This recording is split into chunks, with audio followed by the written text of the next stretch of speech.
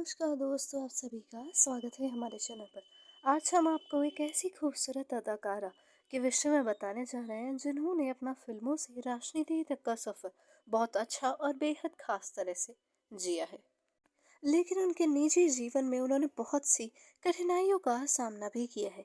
तो आइए आज जान लेते हैं आप सभी की प्यारी, आप सभी की फेवरेट पसंदीदा अदाकारा जया प्रदा जी के जीवन से जुड़ी कुछ रोचक बातें।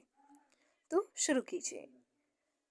बॉलीवुड की मशहूर अभिनेत्री जिसने 80 और 90 के दशक में अपने करियर के बेहतरीन फिल्में दी, लेकिन एक दौर ऐसा आया जब उन्होंने अपने फिल्मी करियर से ही दूरी बना ली। उनकी दोबारा वापसी एक नेता के तौर पर हुई थी।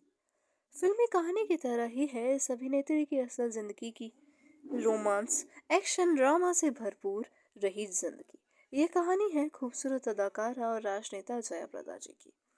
अभिनेत्री और राज्यसभा सांसद जया प्रदा ने बहुत कम उम्र में ही अपने करियर की शुरुआत कर दी थी। 13 साल की उम्र में इंडस्ट्री में शामिल हो चुकी जया प्रदा ने अपने फिल्मों और एक्टिंग से उस दौर में टॉप अभिनेत्रियों के लिस्ट में एक अलग जगह बना ली थी। लेकिन फिल्मी करियर में सफलता हासिल करने वाली जया प्रदा की निजी जिंदगी उनकी सफर और खुशहाल नहीं हो पाई उतनी। उनकी पर्सनल लाइफ से जुड़े कई विवाद भी सामने आए। बाद में जया प्रदा ने राजनीति में सक्रिय होना तय किया। इनका जन्म 3 अप्रैल 1962 में आंध्र प्रदेश में हुआ था। इनका असली नाम ललिता रानी था। जया प्रदा के पिता का नाम कृष्णा राव था, जो कि तेलुगु फिल्मों के फाइनेंसर थे।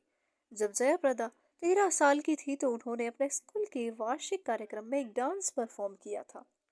उस कार्यक्रम में एक फिल्म निर्देशक भी शामिल हुए, जिन्होंने जयप्रदा को नोटिस किया और अपनी तेलुगु फिल्म भूमि कौसम में एक सीन का ऑफर किया। यहाँ से जया के फिल्मी करियर की शुरुआत हुई।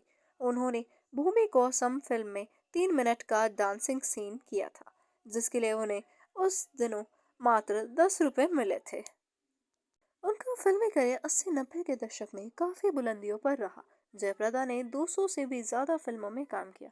उस दौर के लगभग सभी बड़े सितारों के साथ जयप्रदा बड़े पर्दे पर नजर आई थी। जितेंद्र और अमिताभ बच्चन के साथ उनकी सफल जोड़ी बनी। श्रीदेवी के साथ भी जयप्रदा ने लगभग 1 दर्जन फिल्मों में अभिनय किया। हालांकि श्रीदेवी उस दौर में जयप्रदा की प्रतिद्वंदी हुआ करती थी। उन दोनों के बीच कई सालों तक तो बातचीत भी नहीं हुई थी। साल 2002 में आधार फिल्म से जयप्रदा ने मराठी फिल्मी जगत में अपने कदम रखे थे। उन्होंने लगभग 7 भाषाओं में फिल्में की हैं। इतना ही नहीं, जयप्रदा चेन्नई में एक थिएटर की मालकिन भी है। भले ही जयप्रदा ने अपने करियर में सफलता का भरपूर स्वाद लिया, लेकिन उनका निजी जीवन विवादोग्रस्त रहा। जब उनका करियर चरम पर था, उस समय अचानक जयप्रदा ने साल 1986 में श्रीकांत नाहटा से शादी कर ली थी, जो कि एक डायरेक्टर थे। खास बात यह थी कि जिस शख्स से उन्होंने शादी की थी वह पहले से ही शादीशुदा था और बच्चे भी थे। श्रीकांत नाहटा ने अपनी पहली पत्नी से अलग होने का फैसला नहीं किया। जया से शादी के बाद भी उन्होंने अपनी पहली बीवी से बच्चे पैदा किए। जया के पति और उनकी सौतन खुशी खुशी अपने 3 बच्चों के साथ रहते थे। वहीं जया प्रदा की कोई संतान नहीं थी। वह बाद में श्रीकांत से अलग हो गई थी क्योंकि वे उनको बहुत ज्यादा नेग्लेक्ट करने लगे थे। वे अपनी दूसरी पत्नी और बच्चों के साथ ज्यादा समय बिताते और जया प्रदा को तो बिल्कुल भी देखते ही नहीं और ना ही उनके ऊपर कोई फोकस करते, और उन्हें भी बहुत अकेला फील होने लगा। तो उन्होंने सोचा तो ऐसे रिश्ते में बंधने का ही क्या फायदा, बंधन में भी रहो और कोई अहमियत भी नहीं, कोई मूल्य भी नहीं।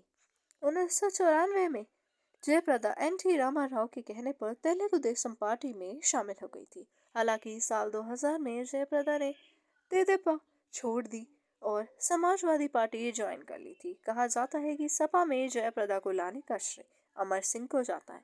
जया और अमर सिंह की दोस्ती भी राजनीतिक गलियारे में लगातार बनी रहती थी। जब अमर सिंह सपा से अलग हुए तो जयप्रदा ने भी पार्टी छोड़ दी और लोकदल पार्टी में शामिल हो गई। हालांकि बाद में वह फिर समाजवादी पार्टी में आ गई थी। धन्यवाद आप सबसे।